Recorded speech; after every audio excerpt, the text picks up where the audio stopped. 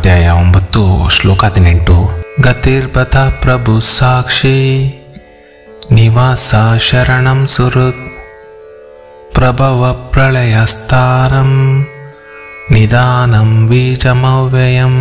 ಈ ಶ್ಲೋಕದ ಅನುವಾದ: ಮುಕ್ತಿಗಾಗಿ ತಿಳಿಯಬೇಕಾದವನು, ಎಲ್ಲ ಹೊಣೆಯನ್ನು ಒತ್ತವನು, ಎಲ್ಲದರ ಒಡೆಯ, ಎಲ್ಲವನ್ನೂ ನೇರ ಕಾಣಬಲ್ಲವನು, ಎಲ್ಲರ ನೆಲೆ, ಮುಕ್ತರಿಗೂ ಆಸರೆ, ಅನಿಮಿತ್ತ ಬಂಧು, ಸೃಷ್ಟಿ ಸ್ಥಿತಿ ಪ್ರಳಯಗಳಿಗೆ ಕಾರಣ, ಪ್ರಳಯದಲ್ಲಿ ಜಗವನ್ನು ಬಸಿರಲ್ಲಿ ಒತ್ತವನು, ಮತ್ತೆ ಜಗದ ಅಭಿವ್ಯಕ್ತಿಗೆ ಕಾರಣನಾದವನು, ಅಳಿವಿರದವನು.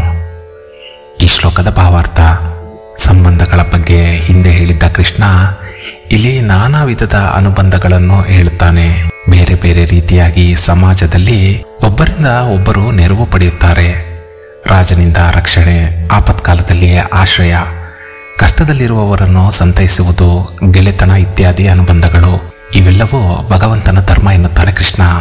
ಯಾರೂ ನೆಲೆಯೇ ಇಲ್ಲ, ಬದುಕುವುದಕ್ಕೆ ಅವಕಾಶವೇ ಇಲ್ಲ ಅನ್ನುವಾಗ ನಾನಿದ್ದೇನೆ ಎಂದು ರಕ್ಷಣೆ ಮಾಡುವವರನ್ನು ಗತಿ ಎನ್ನುತ್ತಾರೆ. ವಾಸ್ತವವಾಗಿ ಗತಿ ಎಂದರೆ ಕೊನೆಯ ಗತಿ.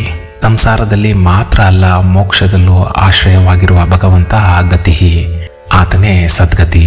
ತಪ್ಪು ಮಾಡಿದಾಗ ಮಾತ್ರ ಅಲ್ಲ, ಮೋಕ್ಷದಲ್ಲೂ ಆಶ್ರಯವಾಗಿರುವ ಭಗವಂತ ಗತಿ, ಆತನೇ ಸದ್ಗತಿ. ತಪ್ಪು ಮಾಡಿದಾಗ ಆತನೇ ದುರ್ಗತಿ ಕೂಡ. ಎಲ್ಲ ಹೊಣೆಯನ್ನು ಹೊತ್ತು ಪ್ರಪಂಚದಲ್ಲಿ ಪ್ರತಿಯೊಬ್ಬರು ಏನು ಮಾಡುತ್ತಾರೆ, ಅವರ ಒಳಿತು ಕೆಡುಕುಗಳೇನು ಎಂದು ನೋಡಬಲ್ಲ ಪ್ರಭು ಭಗವಂತ. ಆತ ನಮ್ಮ ಅಂತರಂಗ ಬಹಿರಂಗ ಎಲ್ಲವನ್ನೂ ಬಲ್ಲವ. ಆತ ಎಲ್ಲೆಡೆ ತುಂಬಿ ಎಲ್ಲವನ್ನೂ ಕಾಣಬಲ್ಲ ನಿಜವಾದ ಸಾಕ್ಷಿ. ಮುಂದುವರೆದು ಕೃಷ್ಣ ಹೇಳುತ್ತಾನೆ, ಅಹಂ ನಿವಾಸಃ ಎಂದು. ಈಶಾವಾಸ್ಯೋಪನಿಷತ್ತಿನಲ್ಲಿ ಹೇಳುವಂತೆ, ಈಶಾವಾಸ್ಯಂ ಇದಂ ಸರ್ವಂ ಯತ್ ಕಿಂಚ ಜಗತ್ಯಾಂ ಜಗತ್ ತೇನ ತ್ಯಕ್ತೇನ ಪೂಂಜಿತ ಮಾಗೃದಃ ಕಸ್ಯ ಸ್ವಿದ್ ಧನಂ. ಅಂದರೆ ನಾವು ವಾಸ ಮಾಡುತ್ತಿರುವುದೇ ಭಗವಂತನ ಮನೆಯಲ್ಲಿ. ಈ ವಿಶ್ವವೆಂಬ ಮನೆಯನ್ನು ನಿರ್ಮಿಸಿ ಅದರಲ್ಲಿ ನಮಗೆ ಆಶ್ರಯ ಕೊಟ್ಟು ನಮಗೆ ಬದುಕಲು ಬೇಕಾದ ವ್ಯವಸ್ಥೆ ಮಾಡಿದ ಭಗವಂತ ನಿವಾಸಃ. ಆತ ಎಲ್ಲರಿಗೂ ಆಸರೆ. ಇಂತಹ ಭಗವಂತ ನಮಗೆ ಆಪತ್ಕಾಲದಲ್ಲಿ ರಕ್ಷಣೆ ಕೊಡುವ ಆತ್ಮೀಯ ಗೆಳೆಯ, ಅಂದರೆ ಸುಹೃತ್. ಗೆಳೆಯರಲ್ಲಿ ಎರಡು ವಿಧ, ಸಖ ಮತ್ತು ಸುಹೃತ್. ಸಖ ಎಂದರೆ ಒಡನಾಡಿ, ಯಾವಾಗಲೂ ಜೊತೆಗಿರುವವ. ಸುಹೃತ್ ಎಂದರೆ ದೂರದಲ್ಲಿರಲಿ ಹತ್ತಿರವಿರಲಿ ನಮ್ಮ ಹೃದಯಕ್ಕೆ ಸ್ಪಂದಿಸಿ ನಮ್ಮ ಹಿತಚಿಂತಕನಾಗಿರುವವ. ಭಗವಂತ ನಮ್ಮ ಹೃತ್ಕಮಲ ಮಧ್ಯ ನಿವಾಸಿಯಾಗಿರುವ ಸಖ ಮತ್ತು ನಮ್ಮ ಹೃದಯದ ಕೂಗಿಗೆ ಸದಾ ಸ್ಪಂದಿಸುವ ಸುಹೃತ್. ಅನುಬಂಧವನ್ನು ಹೇಳಿದ ಕೃಷ್ಣ ಮುಂದೆ ಮನುಷ್ಯ ಶಕ್ತಿಯನ್ನು ಬಿಟ್ಟು ದೇವತಾ ಶಕ್ತಿಯನ್ನು ವಿವರಿಸುತ್ತಾನೆ. ಹೇಳುತ್ತಾನೆ, ಪ್ರಭವ ಪ್ರಳಯ ಸ್ಥಾನಂ ನಿಧಾನಂ ಬೀಜಮವ್ಯಯಂ ಎಂದು. ನಮ್ಮಲ್ಲಿ ಕೆಲವರು ತಿಳಿದಿದ್ದಾರೆ ಸೃಷ್ಟಿಕರ್ತ ಬ್ರಹ್ಮ, ಸ್ಥಿತಿ ವಿಷ್ಣು ಮತ್ತು ಸಂಹಾರ ಶಿವ ಎಂದು. ಇಲ್ಲಿ ಕೃಷ್ಣ ಸ್ಪಷ್ಟವಾಗಿ ಹೇಳುತ್ತಾನೆ, ನಾನೇ ಪ್ರಭವ ಪ್ರಳಯಂ ಸ್ಥಾನಂ ಎಂದು. ಜಗತ್ತಿನಲ್ಲಿ ಸೃಷ್ಟಿಗೆ ಮೂಲ ಕಾರಣ, ಸೃಷ್ಟಿಯ ಕೊನೆಯಲ್ಲಿ ಈ ಜಗತ್ತು ನಾಶವಾಗಲು ಮತ್ತು ಸೃಷ್ಟಿಯಿಂದ ಸಂಹಾರ ತನಕದ ಅವಧಿಯಲ್ಲಿ ಸ್ಥಿತಿಗೆ ಮೂಲತಃ ಭಗವಂತನೇ ಕಾರಣ. ಪ್ರಳಯ ಕಾಲದಲ್ಲಿ ಸಮಸ್ತ ಜೀವಜಾತವನ್ನು ಸೂಕ್ಷ್ಮ ಸ್ಥಿತಿಯಲ್ಲಿ ತನ್ನ ಹೊಟ್ಟೆಯಲ್ಲಿಟ್ಟು ಸಾಕುವವ ಆ ಭಗವಂತ. ಆ ಸೂಕ್ಷ್ಮ ವಸ್ತು ಮತ್ತೆ ಚಿಗುರಿ ಅರಳಿ ಹೆಮ್ಮರವಾಗಿ ಬೆಳೆಯುವಂತೆ ಬೀಜಕ್ಷೇಪ ಮಾಡುವ ಎಂದೂ ಅಳಿವಿಲ್ಲದ ಅವ್ಯಯ ಭಗವಂತ. ಹೀಗೆ ಜಗತ್ತಿನ ಸಮಸ್ತ ಕ್ರಿಯೆಯನ್ನು ಲೌಕಿಕ, ಪ್ರಾಪಂಚಿಕ, ಪಾರಲೌಕಿಕವಾದ ಸಂಬಂಧಗಳು, ಅನುಬಂಧಗಳು ಎಲ್ಲವನ್ನು ವಿವರಿಸಿದ ಕೃಷ್ಣ ಮುಂದೆ ಕಾಲಕಾಲದಲ್ಲಿ ಆಗತಕ್ಕಂತಹ ಸಂಗತಿಗಳನ್ನು ವಿವರಿಸುತ್ತಾನೆ. ಶ್ಲೋಕ 19. ತಪಾಮ್ಯಹಮಹಂ ವರ್ಷಂ ನಿಗೃಹಣಾಮೃತ್ಸುಜಾಮಿ ಚ ಅಮೃತಂ ಚೈವ ಮೃತ್ಯುಶ್ಚ ಸದಸಚ್ಚಾಹಮರ್ಜುನ. ಈ ಶ್ಲೋಕದ ಅನುವಾದ: ಅರ್ಜುನ, ನಾನು ಸುಡುತ್ತೇನೆ, ನಾನು ಮಳೆ ಬರದಂತೆ ತಡೆಯುತ್ತೇನೆ, ಮಳೆಗೆರೆಸುತ್ತೇನೆ, ಸಾವು ಬರದಂತೆ ಮಾಡುತ್ತೇನೆ, ಸಾಯಿಸುತ್ತೇನೆ. ಓ ಅರ್ಜುನ, ಕಾಣುವ ಕಾರ್ಯ, ಕಾಣದ ಕಾರಣ ಎಲ್ಲವೂ ನನ್ನಿಂದ. ಅಂದರೆ ಸದ್ಗುಣಗಳ ಸೆಲೆಯಾದ್ದರಿಂದ ನಾನು ಸತ್, ನನ್ನಂಥವ ಇನ್ನೊಬ್ಬ ಇರದಿದ್ದರಿಂದ ನಾನು ಅಸತ್. ಈ ಶ್ಲೋಕದ ಭಾವಾರ್ಥ: ಸೂರ್ಯನಲ್ಲಿ ಸನ್ನಿಹಿತನಾಗಿ ಭೂಮಿಗೆ ಸೌರಶಕ್ತಿಯನ್ನು ಹರಿಸಿ ಬದುಕು ಕೊಟ್ಟವ ಭಗವಂತ. ಕಾಲ ಕಾಲಕ್ಕೆ ಮಳೆ ಬರುವಂತೆ ಮಾಡುವವನು ಅವನೇ. ಅಕಾಲದಲ್ಲಿ ಮಳೆ ಬಾರದಂತೆ ತಡೆಯುವವನು ಅವನೇ. ಮಳೆ ಬರಬೇಕಾದಾಗ ಬಾರದೇ ಇರುವುದು, ಮಳೆ ಬರಬಾರದಾಗ ಬರುವುದು ಭಗವಂತನಿಂದಲೇ. ಕಾಣುವ ಕ್ರಿಯೆಯ ಇಂದಿನ ಕಾರಣ ಶಕ್ತಿ ಭಗವಂತ.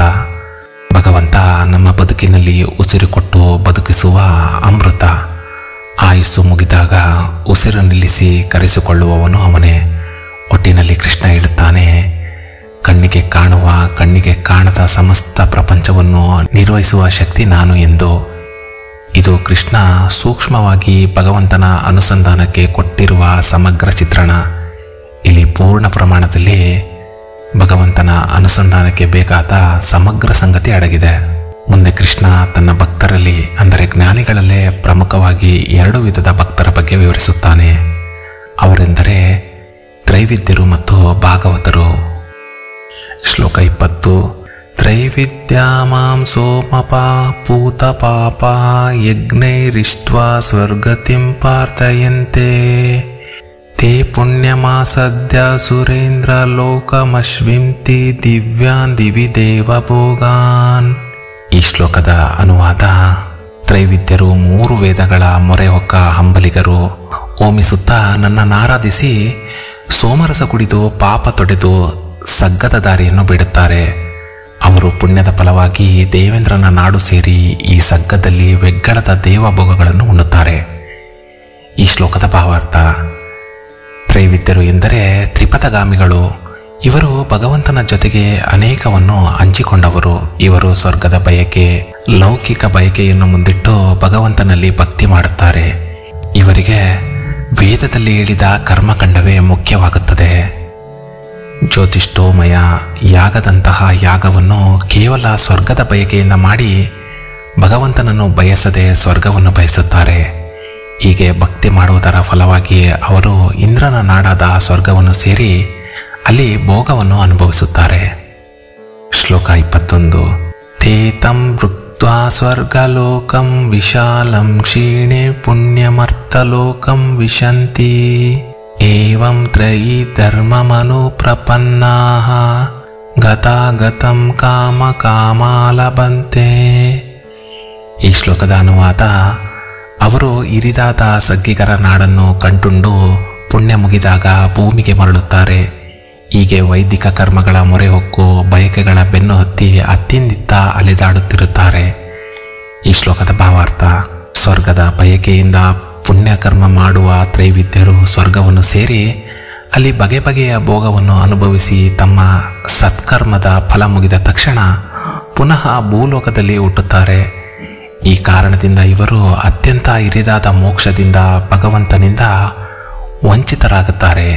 ಇವರು ಸದಾ ಬಯಕೆಗಳ ಬೆನ್ನು ಹತ್ತಿ ವಕ್ರಭ್ರಮಣದಲ್ಲಿ ಸಿಲುಕಿಕೊಳ್ಳುತ್ತಾರೆ. ಇವರಿಗಿಂತ ತೀರಾ ಭಿನ್ನ ನಡೆ ಭಾಗವತರದ್ದು.